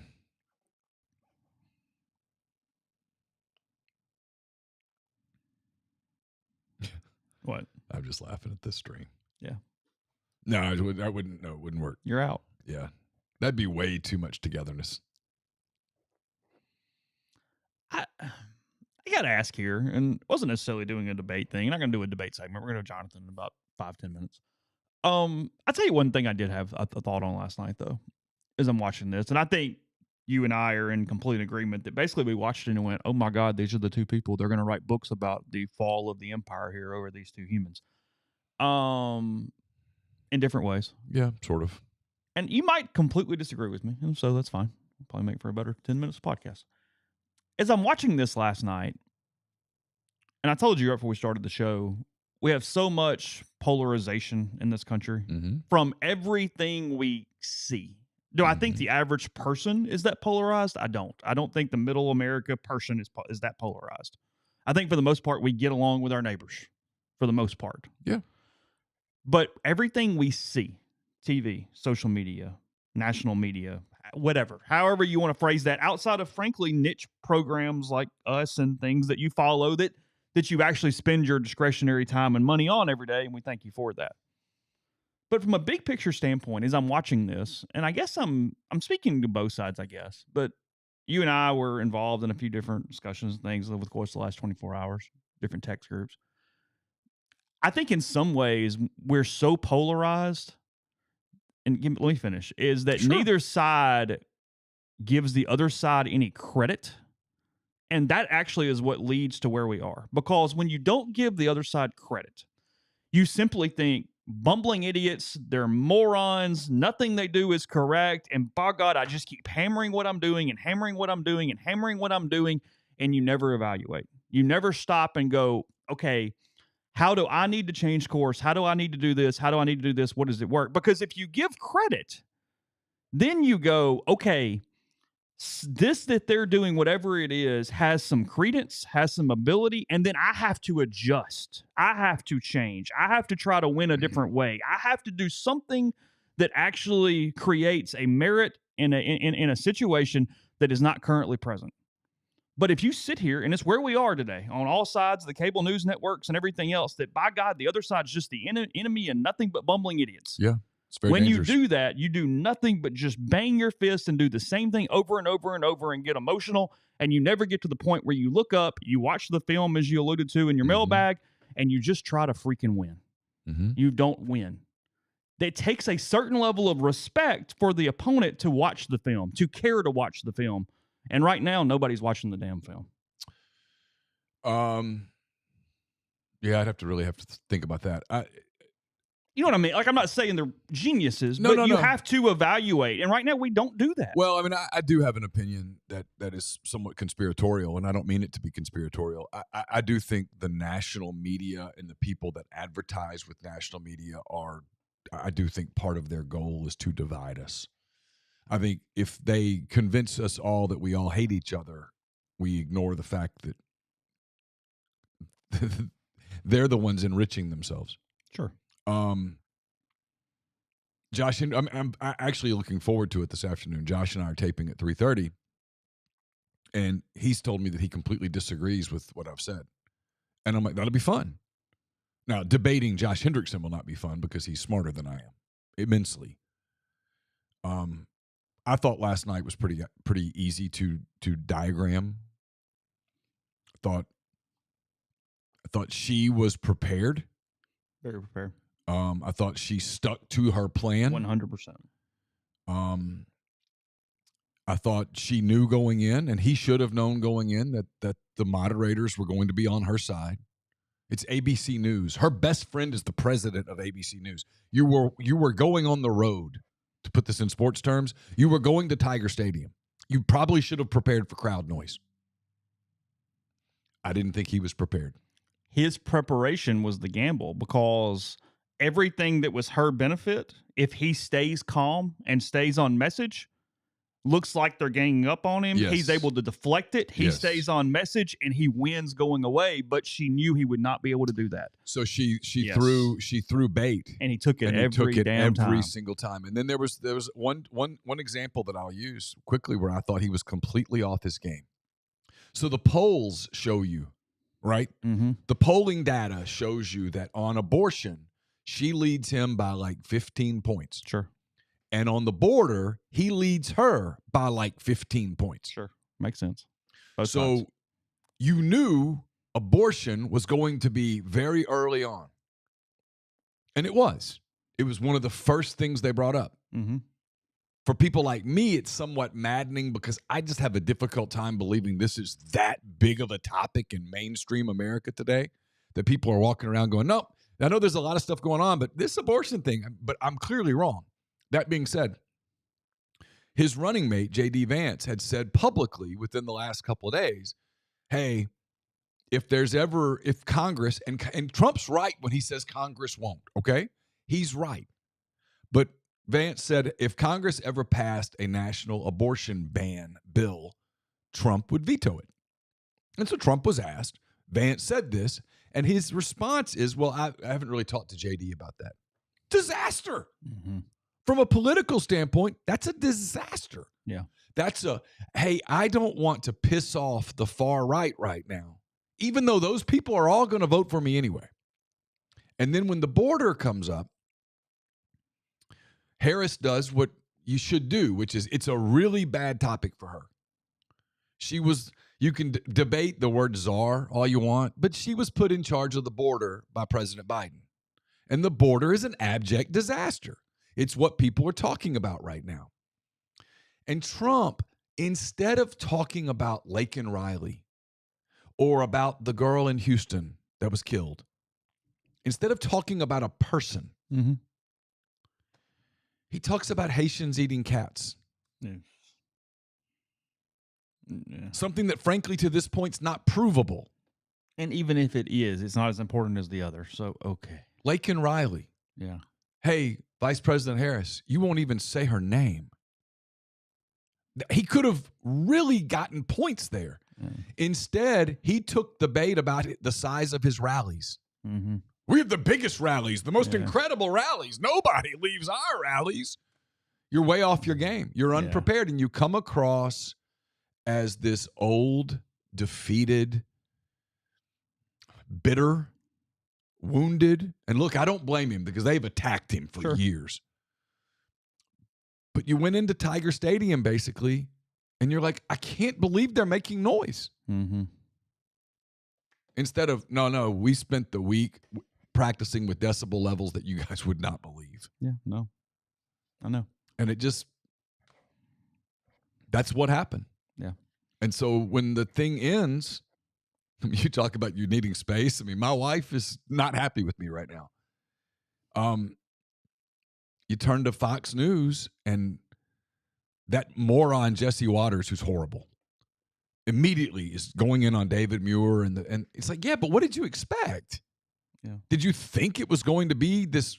Instead, you played right into everybody's Did you hands. think it was going to be an objective debate? Of course you knew it wouldn't be. So let that become a strategy for you. Yeah. And in the past, like in 2016, he ate Hillary Clinton's lunch in those exact same type of debates. It's why he got elected president. And with the presidency basically in his hand, because going into yesterday, it was a coin toss. I thought he had a poor performance. But to your point, and I think you're right, you watch the analysis, it's just so personal and nasty. And I'll be honest, I no longer have like a tremendous amount of hope for where the country's going. Not to be negative, I really don't. I don't have a tremendous amount of hope. And I don't, Josh always says this is one thing I agree with him. I just don't think we're a very serious country anymore. That was kind of what I thought last night. I thought of that GIF from Succession where they're like, you're just not serious people. Yeah. Yeah. He had an opportunity to be serious and to really call her on the carpet on the thing that she frankly deserves to be called on the carpet for. Mm. And when they called him on the carpet for something he deserves to be called on the carpet for, the whole election stealing thing, he literally was on a recent podcast with Lex. Can't think of his name. Oh, what is that guy? Yeah. Lex Friedman. Yeah, Friedman. Yeah. And he said, I lost by a whisker. Yeah. And I remember thinking, oh, this is interesting. We're going to pivot now and go, hey, it was really close. Yeah. Which is true. Yeah. I mean, he lost by a handful of votes in a handful of states. And yet. And then still, no. And all the data points show them, if they're listening, that the American public hates that topic. Yeah. And yet you just can't, your ego won't let you go there. Yeah. And so I don't know. But yeah, to your point, do I think when I watch that, like, these are our choices? Mm-hmm. This is it? Yeah. One of these people is going to be our president at a time when, like, the world's kind of chaotic? Yeah, I thought that, sure. But I've thought that for months and years now. Yeah. So, all right. We will come back in a minute. We'll go to Jonathan Randolph after that, and then that video will close today's show. But first, before we do that, I'll tell you about Northeast Spark NESPARC. Service people across rural communities. They got a couple different packages. The Ignite is now 300 Mbps. They got the Blaze, the 1 gig option, the quickest option available. Your hometown team bringing you world-class broadband. That's nespark.com, 662-238-3159. Phone service, parental controls, network security, and much more. So get the best internet in Lafayette County. That's 662-238-3159. Get the beautiful, healthy smile you deserve at Corinth Dental. Dr. Bubba McQueen, Dr. Jenny Beth Hendrick are devoted to restoring and enhancing the natural beauty of your smile using conservative, state-of-the-art procedures that will result in a beautiful, long-lasting smile. From routine checkups to advanced treatment, including implants and Invisalign, Corinth Dental's here to help you achieve your smile goals. Schedule your appointment today. Take the first step toward a better version of yourself at corinthdental.com. If you're a displaced corporate executive wanting to put your career in your own hands, if you're an experienced entrepreneur looking to diversify, Andy Ludicky can help. He owns multiple franchises and businesses. He uses his expertise to help others find their American dream through a very thorough and free consultation process. So call Andy. Put your life and your career in your own hands. It's 100% free. You've got nothing to lose. MyPerfectFranchise.net, Andy at MyPerfectFranchise.net, or 404-973-9901. Chase mentioned my mailbag. It's up at rebelgrove.com. It's brought to you by Art Hayes, Sotheby's International Realty. If you're thinking of making a move, put the power of Sotheby's to work for you as a licensed agent with Sotheby's and a supporter of all things Ole Miss. Art can help you buy or sell in your hometown or anywhere in the world at no charge to you. Seriously. So call and ask him how, 612-805-5929, or email art at arthur.hayes@lakesmn.com. We'll have picks up in the morning. They're brought to you by Kaiser Flooring, locations in Oxford and Batesville. Kaiser Flooring provides outstanding quality flooring products and installation services to residential and commercial properties. They carry the best in hardwood, laminate, vinyl, tile flooring, as well as carpeting. They'll take great care of you. They install your flooring quickly. They deliver the best flooring experience possible. Get in touch with them today at kaiserflooring.com or call them in Oxford or Batesville. And finally, Pete DeWeese and I taped last night. It'll be up tomorrow. Pete's preview of Wake Forest and Ole Miss in Winston-Salem. It's brought to you by Meadowbrook Wealth Advisors of Raymond James, a full-service investment team based in Jackson, providing financial planning and investment management to clients across the state and surrounding areas. Ryan Geary and his partners are a local team that utilize the strength and resources of a national firm to bring their clients an impeccable level of service. This includes access to investment strategies, portfolio managers not available to all investors. If you're interested in a no-obligation consultation or just want to be added to their monthly market update email list, reach out to financial advisor Ryan Geary with Meadowbrook Wealth Advisors of Raymond James at 601-368-2215 or ryan.geary@raymondjames.com. Raymond James and Associates Incorporated, member New York Stock Exchange, SIPC. Podcast is brought to you by G&M Pharmacy, 662-236-2222. They deliver locally in the Oxford area and they offer medicine. Free prescriptions the same day each month. Take care of you. They also will transfer your medications. One phone call, they take care of the rest. So whether in Holly Springs with Tyson Drugs or Oxford with G&M, that's 662-236-2222. I see on the internet that Ole Miss Tulane game from 2010 was 14 years ago today. Jeremiah Masoli and Nathan Stanley knocking off the Green Wave in a clunker down in New Orleans. Oh, was that down there? It was, yeah. We were there. Oh, I'm sure we were. I broke out in some form of hives that morning because my laundry detergent had gotten switched, and I was allergic to whatever laundry detergent it was. So I was covered in hives all day. I was very nervous about the Ole Miss Tulane game. I do not remember. It was the week after Ole Miss Jacksonville State, right? No, it was the year before. No, it was that year. Yeah, 2010. Yeah. Yeah. It was the week after Ole Miss Jack State. Oh, wow. Boy, block some stuff. Because I think they were still rotating quarterbacks. For sure. Yeah. I'm impressed with your memory of these things. You don't recall that? I've blocked a lot of that out. Well, I mean, I was covering a coach that hated me. Yeah, Jacksonville State, 49-48, 2 overtime loss. Remember that one? They beat Tulane 27-13. All was well. And then a game I do not remember, they lost to Vanderbilt 28-14 in Oxford the next week. Oh, I don't remember that at all. I don't remember that game. I mean, nothing. Isn't that wild? Yeah, I don't remember that at all. I do remember them beating up Fresno at home 55-38. I feel like Brandon Bolden ran for 1,000 yards that night. I remember that. Take me through the rest of that schedule. Let me see what I can remember. They played Kentucky at home, and they kind of won. Barely. 42-35 because I'm sorry if you're listening. Kentucky kept throwing at Julian Whitehead. Kept hitting him down the freaking side. And it got really – Kentucky sucked. And it got really close, and it was 42-35. Ole Miss pulled it out. So at that point of the year, they were 3-2. Played well in Tuscaloosa somehow. They got beat 23-10 to Alabama that day. Yeah, I don't remember that at all. 38-24 to Arkansas in Fayetteville. Lost there. Yeah, it was Masoli, and we had a delay. It was lightning and raining and all this stuff. I do remember that. That day started with the weather really nice, and then a storm blew in, and there was like lightning and stuff. Yeah. There was a huge delay. We were both there. Masoli kind of kept him in that game. Masoli deserved Heisman votes on this season. I remember that. I do remember that game. Auburn beat them at home 51-31. Is that where they wore the gray? That was Cam Newton? I think that was the gray, yeah. That was Cam Newton. Yes. I think that was correct. Yeah. They beat Louisiana Raging Cajuns 43-21. That was a Mark Hudspeth team, probably. That sounds right. Yeah. I think so. The game I covered, Tennessee 52-14 in Knoxville. That was the day. I had the flu. I didn't go. You were there. Masoli got hurt. Yes. Davern Gerald's broke his leg that day. My phone kept ringing. I wrote the story that there would be changes on the staff, and Houston comes up to me at practice on Monday and goes, "So I got to make changes, huh?" And I pulled out my phone and I said, "Did you read it?" Houston was beleaguered after that game. That was just that was the knockout. I mean, it was rough. Well, he comes up to me and goes, and says that, and I'm like, "Did you read it?" Yeah. And he's like, "No." And I'm like, "Well, no, here." And I pulled it up on my phone, and he looks literally at practice in the indoor, reads it, hands me my phone back, and goes, "Good sources." And I was like, I wouldn't write it if the sources weren't good. Yeah.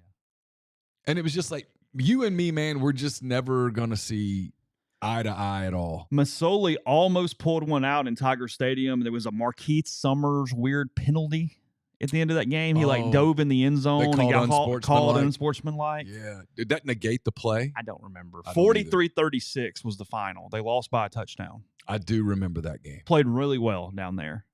And then State beat them 31-23 in just sort of a mundane milquetoast game in Oxford. I do kind of recall that. Kind of. Because they went 4-8. Yeah. And Masoli almost kind of got them to 6-6 because there was some close losses and games you could have. I mean, if you beat Jacksonville State, you right there. But yeah. And then 2011 happened. We don't need to go over that schedule.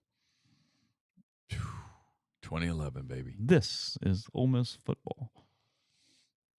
Yeah, 2011, 13 years ago. So yeah. All right, we'll go to Jonathan Randolph now on stream podcast form, and again, that will close it. So, M Club Hall of Fame inductee, first one of these we are doing, former Ole Miss All-American golfer, former pro golfer, Jonathan Randolph, now joining us on the Campbell Clinic hotline. Now, Jonathan Randolph joining us, Ole Miss All-American golfer, professional golfer, friend of mine, now Hall of Fame, M Club inductee for this year, 2024. Bud, thanks for the time today to chat a little bit. Be seeing you again November 7th at the end for the M Club Hall of Fame again here coming up in November. We're kicking it off with Jonathan, talk to all the inductees one a week as we lead into that part of the season. That's the Thursday before the Georgia game, so probably a lot going on, probably a lot of people already in town as we get to that November. But Jonathan, I was talking to you right before we got started. You got some family members by marriage from Oklahoma. I would assume you got a few folks coming in town when the Sooners are here a couple weeks before that. I'm sitting upstairs right now. I'm gonna have people sleeping on my putting green and like in every crack and crevice of this house. So I really need a big week for the Rebs that week. That would be really, really nice. Did you keep a list of it and go, okay, we're gonna put these people here and these people here and drawing diagrams before this thing's over with? Yeah, I started to, and then things got away from my wife, and so now it's just find a way, make it happen. So. See, I'm going the other way. I'd like to just get out of my house, give the town the weekend, and just put it up on the Airbnb and see if I can pay some mortgage off for a couple weeks there. Yeah, that'd be a pro move, but unfortunately, that is not going to happen for me. So, so I'm excited to get to do this. Obviously, you're very deserving here coming up in November. I guess let's lead off with that. How'd you find out? I mean, how'd this kind of come about from your angle? Yeah, so my coach in college was Ernest Ross, and he called me and let me know that he was putting me up for it. And I gave him some data, whatever you call it, stats from my professional career. And he just kind of, I guess he sent everything in. And then I actually got a call from Ryan Jones, who was, he's actually a teacher of mine my senior year of high school at Jackson Prep. And so he was full circle. He's like, I'm not taking complete credit for this, but I just want to let you know, you're hearing it from me. I made you what you are because study hall senior year at high school. But no, it was surreal. It was, it's one of those deals where nothing is ever, you never expect anything like this to happen in life. But it's pretty cool to see it all come to fruition, and my kids get to see, an athletic accomplishment other than winning a scramble or something around town, which is just fine with me. Make sure they know that I played sports, not just mommy. So. Yeah, do they have any idea really what you did at this point? I mean, how alert are we to your background? Yeah, just Boyd a little bit more so. He was out there on the road a little bit and saw it, but Georgia has no idea, I don't think.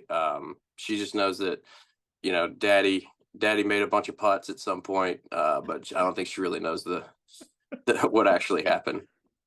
What's it been like this period of time? I mean, obviously you finished up living in Oxford. Still, it's one thing with golf. You can still go hit the golf ball. I mean, it's not going to feel the same. Obviously, we'll get to that in a minute. But just still being able to continue your sport or get out there. I mean, does it take a little while to even want to do it? I mean, what's it sort of been like? Just becoming recreational golfer on a Friday and getting into the private sector for a job and the whole deal. I mean, what have these months been like?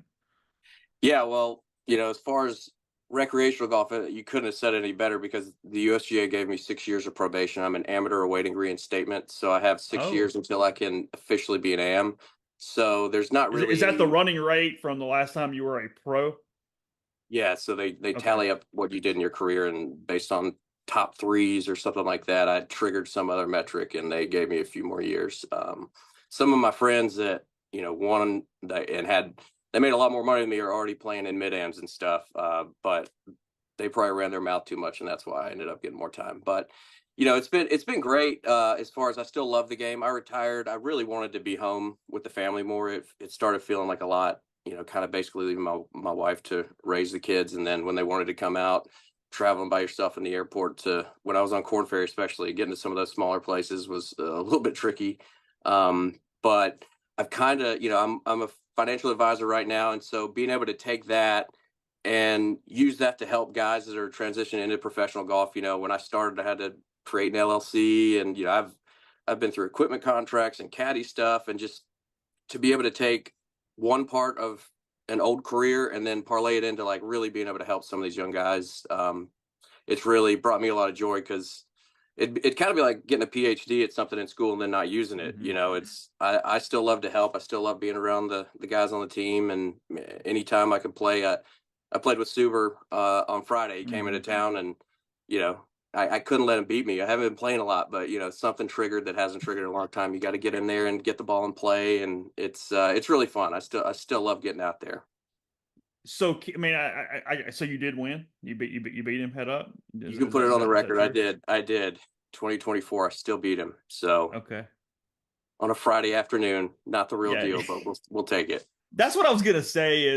I mean, can you get any level of competitive juices going in anything that is exhibition wise at this point? I mean, can you feel it at all compared to anything that's where the dollar figure is more than just whatever you're doing out there in the Nassau?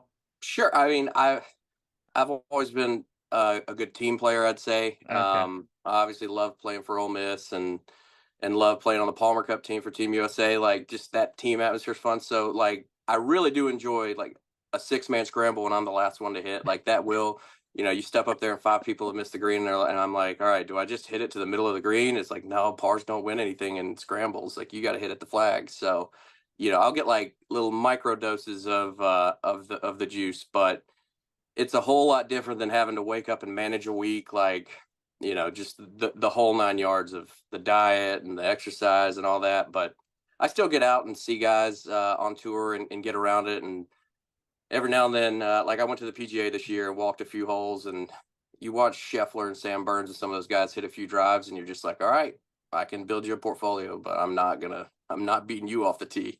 I think I So did you the heard right it here thing. first from Randolph. It's making the cut at Erin Hills and Clarksdale for the 6-man. Hey, That's what we got that if gets you you love out the there. game, play for the love of the game. Oh no, I completely I get it. I don't know that I've asked you this. You've done a lot of podcasts with us. We've talked a lot over the years. How'd you start? I mean, were you like the club in your hand as you were crawling? I mean, did it take a little bit? Did you do other sports? I mean, what was it when you were young? Yeah, I think my first word was ball. I was told that it definitely wasn't mommy or daddy. I played every sport growing up until I was about 12. I was on a travel baseball team, and went went over on a weekend, and then went to the state junior at the Mississippi State course and kept snap hooking it. There's a lot of trouble left on one of the nines. I can't remember. I just kept hitting it out of play. And I remember driving home. My dad's very black and white. He's always been really good at setting goals and just kind of like being very realistic. And he was like, "Well, if you want to really be good at one of them, you should probably pick the other, one or the other." And he didn't. He left it up to me, and I picked golf. And again, like scramble life, I've got a picture of me when I was about 6 playing in a scramble with my dad. I just love getting out there and playing, and it really got away from me. It took off, and I'm blessed to be where I am, but I just always love the process. I always love going and learning something new, getting a lesson or something like that. And if you're on enough bad rec teams where that kid's going to strike out and you're going to lose, it might, you might flip flop and be like, I want to be the one with the bat in my hand. Just go play golf. You're going to be, it's You all on your shoulders. you have kept a love for the Brewers all these years, though. I have. They're playing it. We're recording during one of the games right now. It was 1-1 when I looked away, but I've got I actually was just talking. Joe Toulon runs the Callaway truck. He's a big Brewers fan, and we were chopping it up in Memphis about the Brewers, and I gave him a bunch of Brewers teas. Sorry, Neal, they just can't stop winning. Neal has tried to convince me the entire year that he doesn't care other to care. And then like about a week and a half ago, as the Cubs made just a little micro run, you could tell it sort of was getting him going a little bit, and he was almost frustrated by it, I think. That's right. Yeah, it is what it is. Baseball is one of those things. It's such a long year. You can just trick yourself into thinking it's almost a new season. It's like, oh, second half of the year, yeah, we're good again. So, how old were you when you thought college career, maybe it's a living for me, I'm good? I mean, how does that click and flip that switch? well, it kind of was a pretty similar step from every level. So junior golf, I lost in the Greenville Exxon Future Tour Champions in a playoff to Bobby Hudson, who caddied on tour for a long time. He was a really good player at Texas.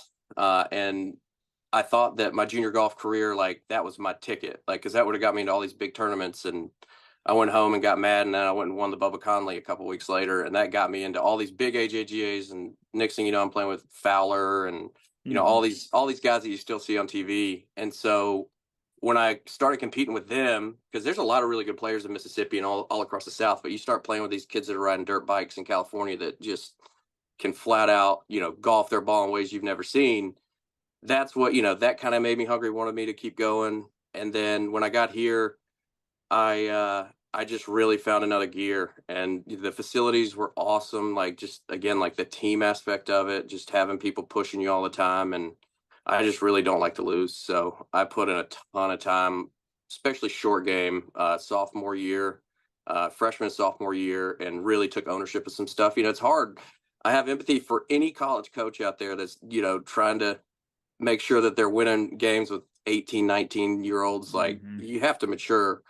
And by my junior year, I knew I was pretty good. And then all of a sudden I just went off and didn't finish outside the top four the whole spring semester, and got first team All-American. And that's when I knew I was going to play professionally. But I came back from my senior year after getting first team All-American and all that. And it was it's a different world now. Back then you could get a pat on the back and an attaboy and go get them. Now you can get PGA Tour U points and get out the door with some momentum. I went straight to the Hooters Tour and played 2 years out there before I could get my way on tour. But it was always a progression. It was like, all right, I'm going to put in the work.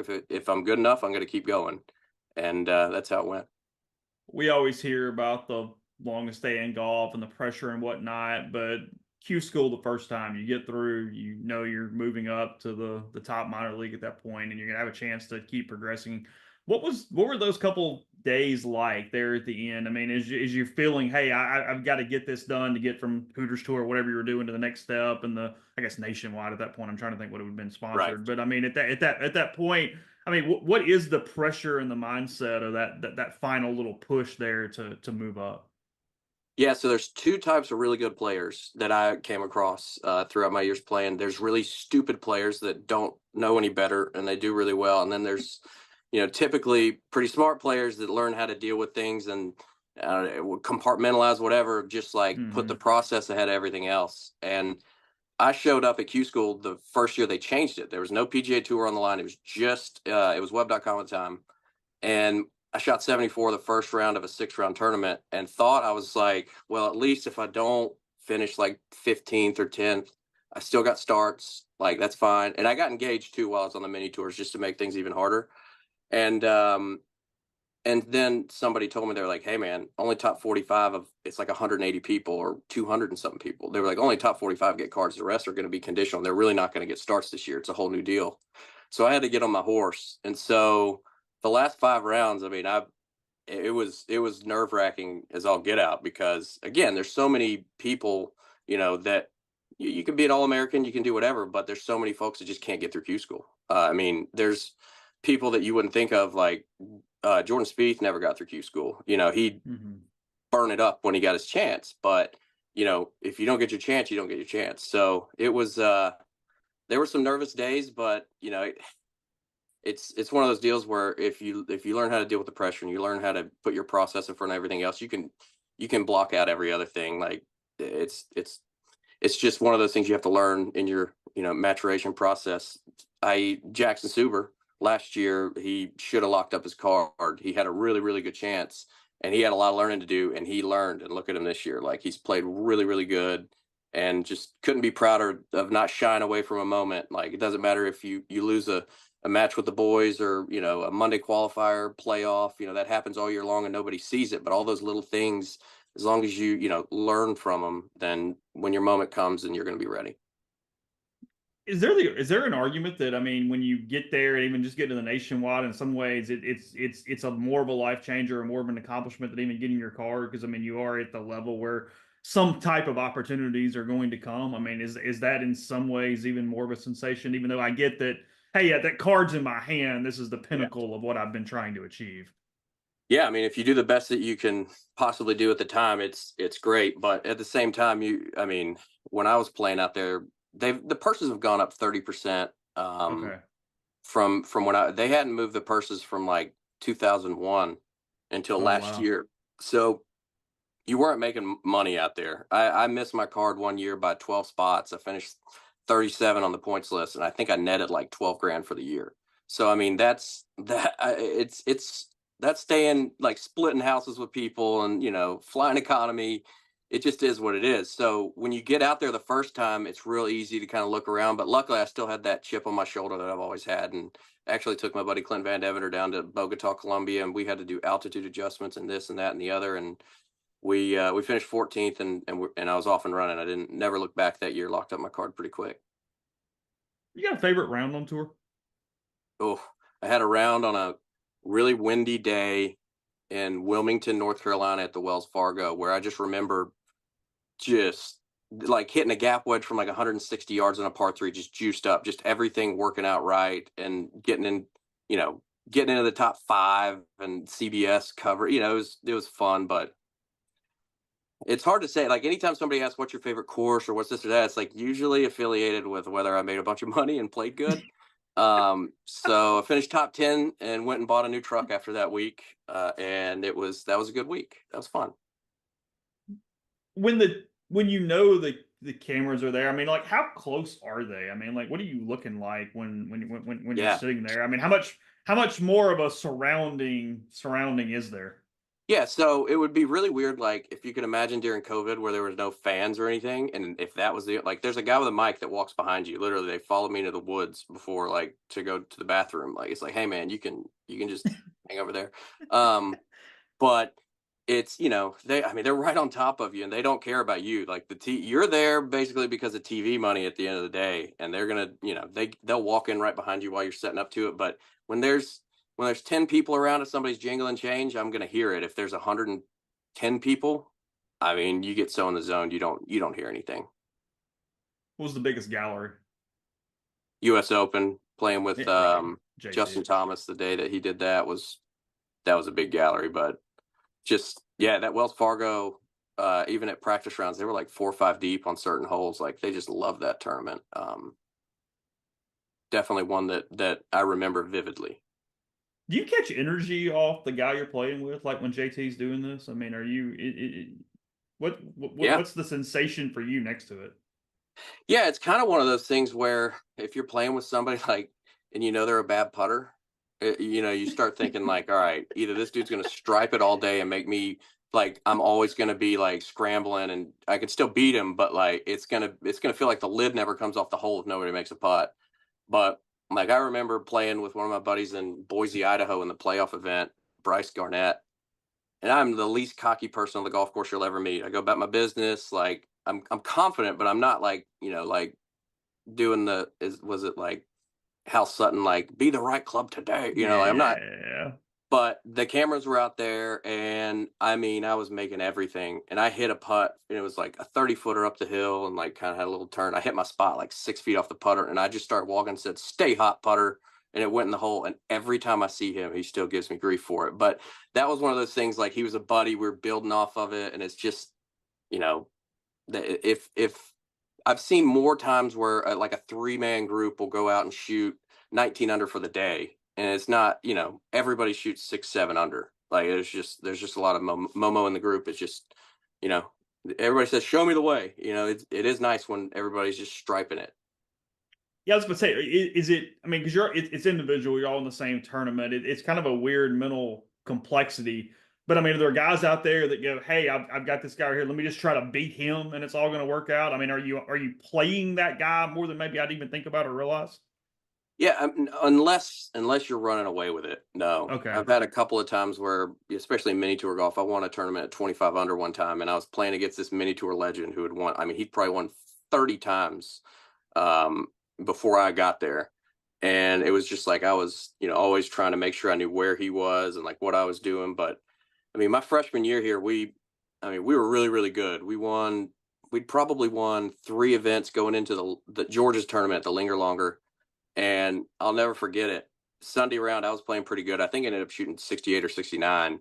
But the group behind me was Kyle Ellis and then Dave Marino. They were both my seniors that were kind of the leaders on the team. And Coach Dismute came up to me and he was just like, "Hey, what are you doing?" And I was like, "Oh, I birdied the last 2. I'm 3, 400, whatever it was." He's like, "All right, well, good. Dave just made a double eagle and Kyle made an eagle, so we're winning by 3 now. Keep the hammer down." And it was just like, heck yeah, like let's go. So like those things that's a very real Momo. Like right now, we're recording this on Sunday, and the golf team's leading that event by 1. It's windy up in Knoxville, and I know that there can be some big swings, but you get guys come in and like Joe David was on the team with me. I could beat that kid in a chipping contest. Sorry, Joe, every single time because he couldn't chip off a downslope. So it's like your guys, who does what good. And when certain people are playing good, it's like, all right, game on. If they're going to do it, I'm going to do it. Like I'm not going to let them beat me. I'm going to ask you about that anyway. I mean, Ole Miss right now has a really talented men's golf team. Always done a hell of a job putting that together and where they are currently. It is a prominent alumnus of that program. What's it sort of been like watching this latest rise? I mean, I know they had a ton of bad luck at the end of last season, but I mean, in all respects, they are a team that absolutely could get to match play and push for something very significant here by the time the spring gets here. Yeah, I mean, it's obviously like I'm proud of seeing the players they're bringing in because they're good kids. As much as anything, there's all kinds of different golfers out there, and humility, and I guess like enjoy. You wouldn't want to be around some of them. And Yeah. these guys all ask questions. Like they're all really, really good human beings, and so when you see those kind of people succeed, it just makes you even more happy. But it does make you proud. I mean, when I came here, like I said, Kyle was a 5th-year senior. We hadn't been to NCAA's in a while. We went to NCAA's every year that I was here. Mhm. And then I set a few records, and then Braden showed up and broke a couple of them like immediately, and I was happy. I was like, "That's good." It's good to get. I remember Davis Riley coming on a visit here, and he loved Ole Miss. He had an Ole Miss belt on, like all that stuff, but he went to Bama, and they were the gold standard at the time, Yeah. and now with our facilities and everything too. I mean, Bama's got a great facility, but I think we had to push them to go out and build a better facility, just because we've started getting some really, really quality kids and golfers, obviously, and I expect really good things from them this year. Were you always going to Ole Miss? I mean, who else? I mean, I know you could have gone a ton of places. What was your recruiting story? Yeah, so I won that tournament my junior year of high school, and a lot of scholarships have been given out. So I took a visit. I took visits living in Brandon. I was pretty much 2.5 hours from LSU, Alabama, State, Ole Miss. And then I took a visit to Vanderbilt too. But I grew up a State fan. My dad went to State. My granddad went to State. He rang a cowbell at my wedding. But they just really botched my recruiting, and Oh, and I just everything worked out here, and I'm obviously really happy I ended up here. But at the time, you never wonder why things happen, and then looking back on it now, it's like, man, I'm really glad that he didn't recruit anybody in my year. what happened? How'd they bought me? Like, what was the deal? Well, They had a full group.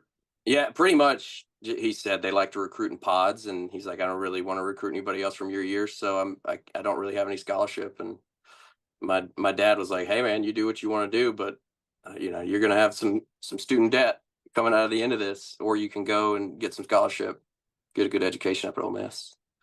See, I thought you were going to say your favorite round was ushering Neal around for the 152 or whatever it was at Country Let me Club tell of you Oxford, something. Jonathan. I mean, That was so cool. I'll never forget the 3-wood. For perspective, for people that don't understand what happened, they picked one of the coldest days like it ever, was terrible. It was so and bad. I was there for the kids. We were raising money for St. Jude, I think, and We it did. We was raised a lot of money. We did however many well. shots under the worst score you could shoot, the more money they Yep. made for the kids. It was essentially a hit-a-thon. So the more strokes, the more money because you donated a certain amount per shot was the way we did it. And they asked me to hit like 1 or 2 shots for the Two round, and they shots. went, Yeah. So yeah, you had to play it all the way out. He had to do everything, get in the hole, but he got to pick 2 tee shots on the day that Jonathan hit for him. That was the rule. And yeah, our thought was, let's do par threes because that'll get him up near the hole, near the green, and then maybe we can play something out. I just thought that had more value than going, hey, hit one down the middle on a par 5, and he's still got to right. play the rest of the hole because he only And it hit one did. fairway all day. Yeah, it was tough. But yeah, it was cold, and I didn't hit balls for like 2.5 hours, and then we get up on number 11, and it's blowing into the wind and 34 degrees, and they were like, "Hey, will you please hit this 3-wood from 270?"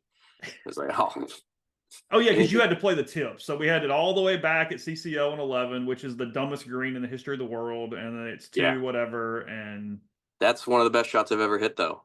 I'll never forget that one. It was yeah, so unlikely. Just no, that apparently that's how the big break was like. You hit balls and you don't do anything for 2.5 hours, then you're supposed oh to step really? up and flush it. Yeah, that I pretty tough way to play golf. Yeah, Jonathan kind of like flighted this thing under the wind, and it even like hops back to like 4 feet on the right shelf on that green. You went, whoa, like that Yeah, was. that was If not only going to that be. had been a shot that actually made you money at Hey, some point. I mean, you know, look, anything for the kids. I know I'm doing the thing you hate from an interview standpoint, but I am just curious. I mean, is there in the pro life that you had, was there one shot you hit that was great that you definitely don't want back, or is there one you go, hey, I wish I stay awake at night wishing I had that one to do over again? Yeah, um, I don't even go to Corn Ferry because a lot of the Corn Ferry sometimes they even throttled down like to not finish outside the top 3 or 4 because I knew all I had to do to get my card was finish, top Mm-hmm. 4. But on tour Sunday at Sanderson, I think it was in 2017 or 18. I shot 29 on the front on Sunday, and I was making a run. I think I was 1 back, and I like I can still tell you exactly where I hit every shot, and I had so much conviction on all my putts, and I just didn't make anything for like 6 holes, and I make a hybrid from off the green for birdie on like 16, but I lost by 2.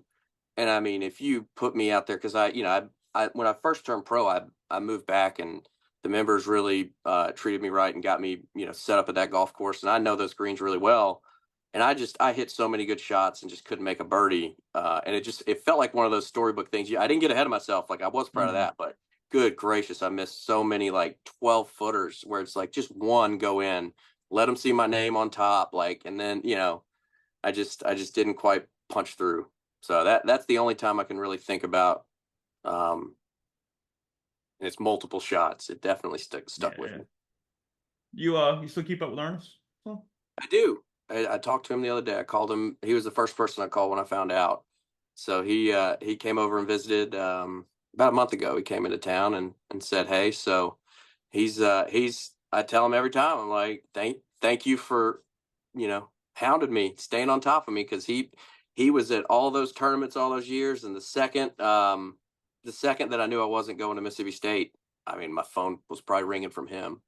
So if you're just listening on the audio, you're not going to catch this, but is that a rooster head cover? yeah. What is behind you, Jr.?